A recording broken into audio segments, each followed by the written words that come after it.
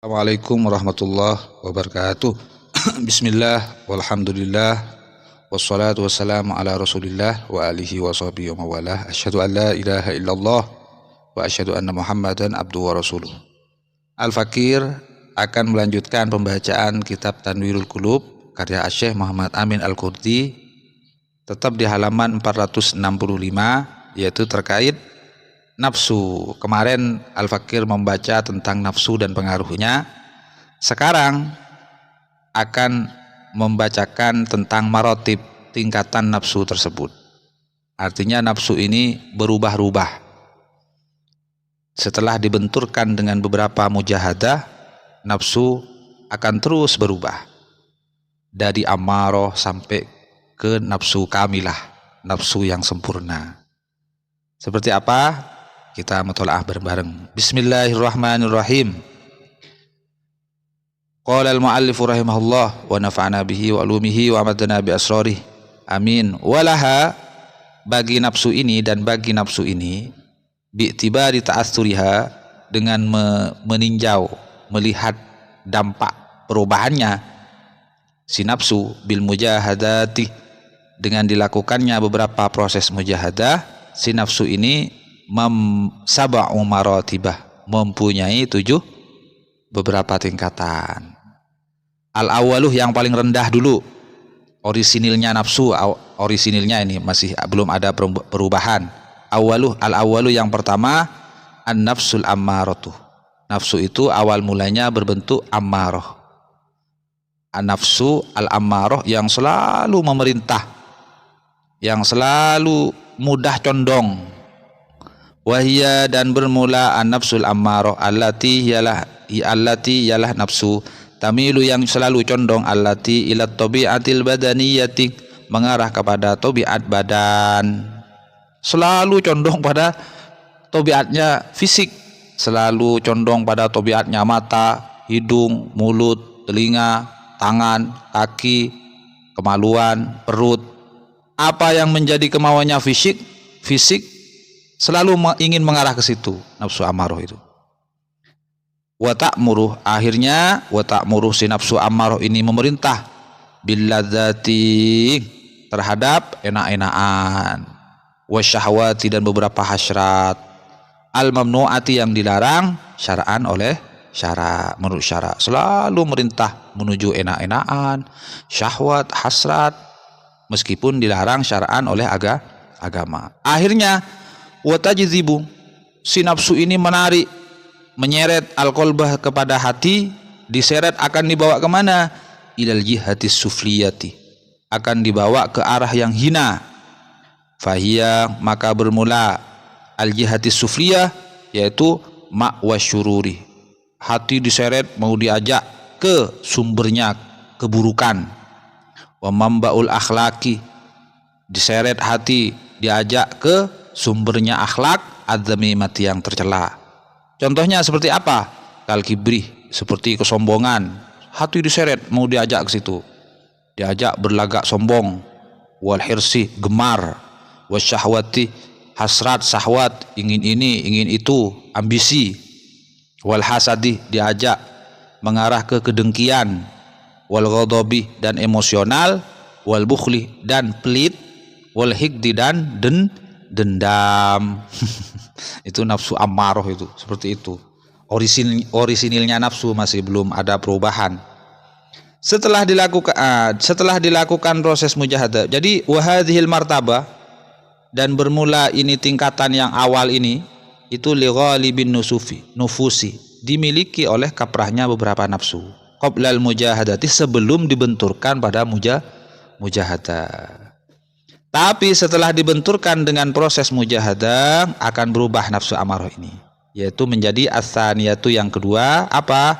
Berubah menjadi an-nafsul lawamatuh, menjadi nafsu lawamah.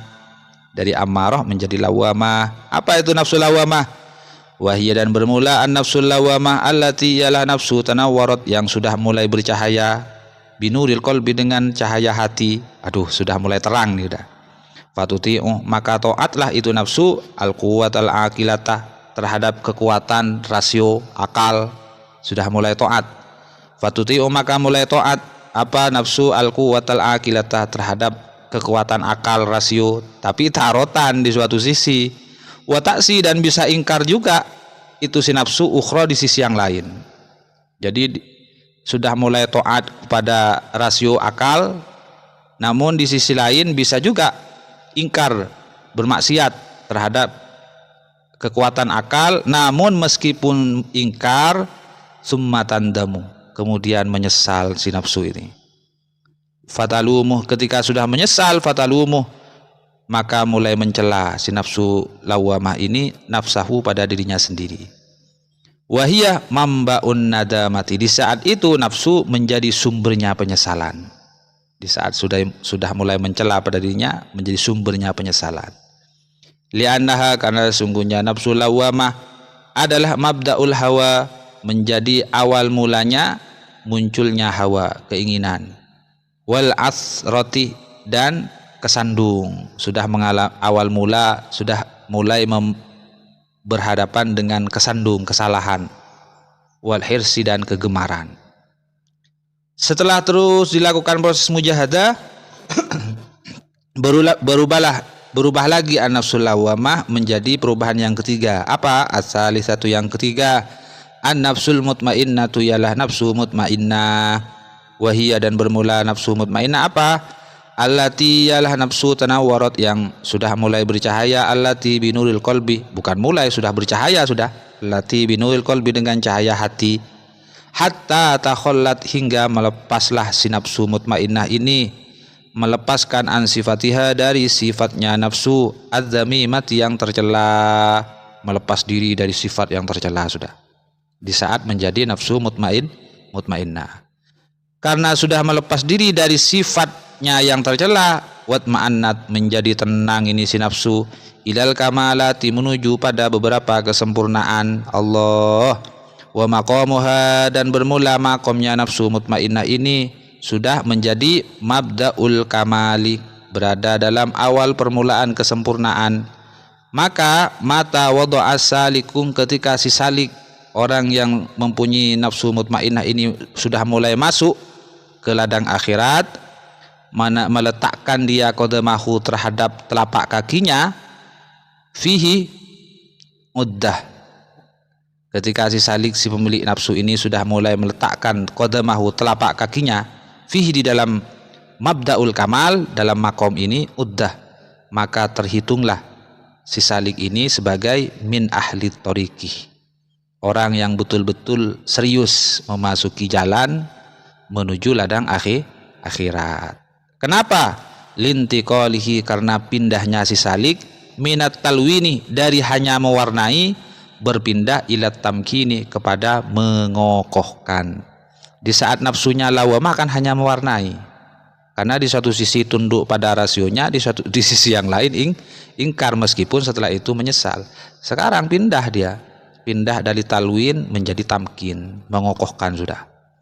Wa sahibuha, dan bermula pemilik nafsu mutmainnah ini sakronah, sudah mulai mabuk.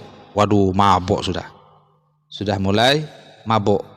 Wahabbat alaihi nasamatul wisol, terhembuslah atasnya nasamatul wisol.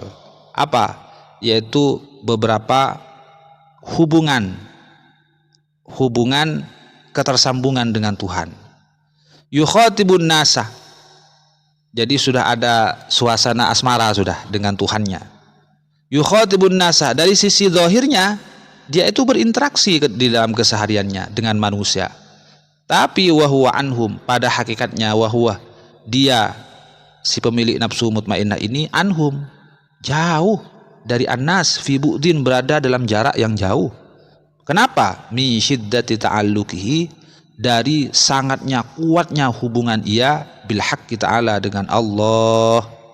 Jadi dari zahirnya dia biasa interaksi dengan manusia, namun wa huwa anhum fi bu'din, hakikatnya dia itu enggak nyambung, jauh dengan manusia. Kenapa? Karena menguatnya tali ketersambungannya dia, saking kuatnya hubungannya dengan Allah.